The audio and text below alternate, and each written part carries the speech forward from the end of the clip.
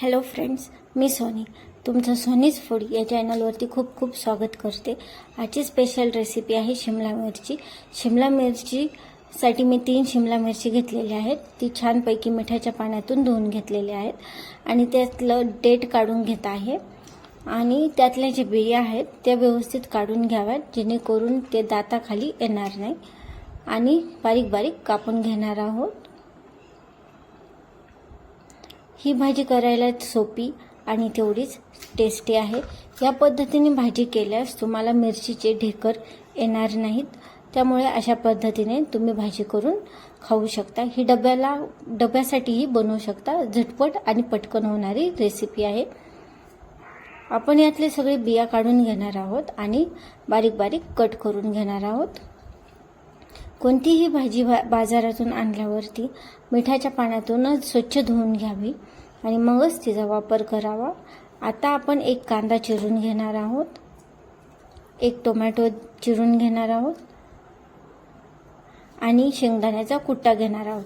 मी शेंगदाणे भाजून घेतलेले आहेत आणि त्याचा कुट्टा तयार केलेला आहे. चला तर मग आपण भाजीसाठी सुरुवात करूयात. आता एक पळीभर तेल टाकून घेणार आहोत. शक्यतो तेलाचे प्रमाण आपल्या जेवणामध्ये कमीच ठेवावे. तेलाचे बॅड इफेक्ट म्हणजेच कोलेस्ट्रॉल, फॅट यांचे प्रमाण वाढते. आता आपण मोहरी टाकणार आहोत. मोहरी छान तडतडली की कढीपत्ता टाकून घेणार आहोत.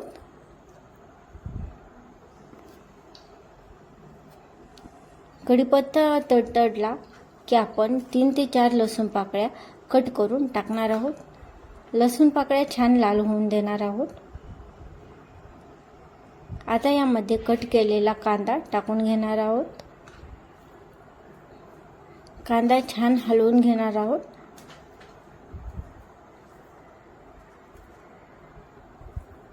या पद्धतीने बनवलेली भाजी झटपटही होते, डब्यासाठीही होते आणि सर्व स्वखुशीने आणि मजेशीर खातात. आता आपण यामध्ये एक टोमॅटो कट केलेला टाकलेला आहे आणि आपण कापलेली शिमला मिरची टाकून घेणार आहोत. हे सगळे छान हलवून घेणार आहोत.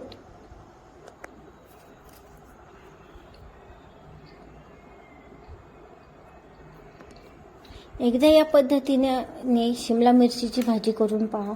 खूप चविष्ट आणि स्वादिष्ट ही लागते. आता आपण थोडेसे मीठ टाकून घेणार आहोत. आपण यामध्ये कोणत्याही प्रकारचे पाणी टाकणार नाही आहोत. थोडीशी हळद टाकून घेऊया आणि एकदा छान हलवून घेणार आहोत.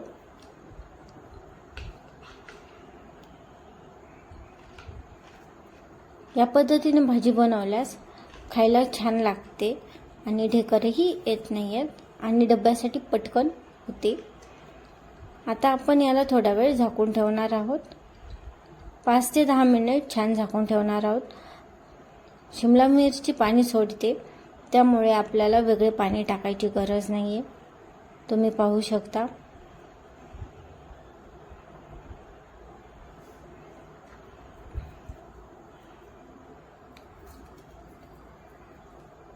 अजूनही थोडा वेळ आपण झाकून ठेवणार आहोत. आता आपण यामध्ये मसाले टाकणार आहोत.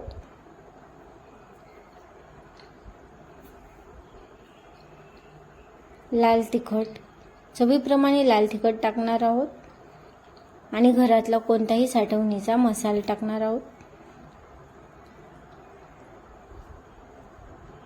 तिखट आणि मसाल्याचे प्रमाण कमीच ठेवावे. आपण मीठ आणि हळद टाकलेली आहे, त्यामुळे आता आपण टाकणार नाही आहोत. अजून डबल याला थोडा वेळ झाकून ठेवूयात.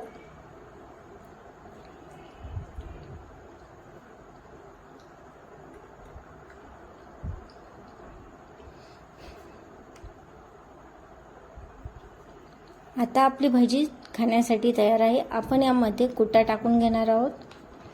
तुम्हाला जर अशा छान छान व्हिडिओज आणि छान छान रेसिपीज पाहायच्या असतील तर सोनीज फूड या चॅनलला लाईक, सबस्क्राईब आणि शेअर करायला विसरू नका.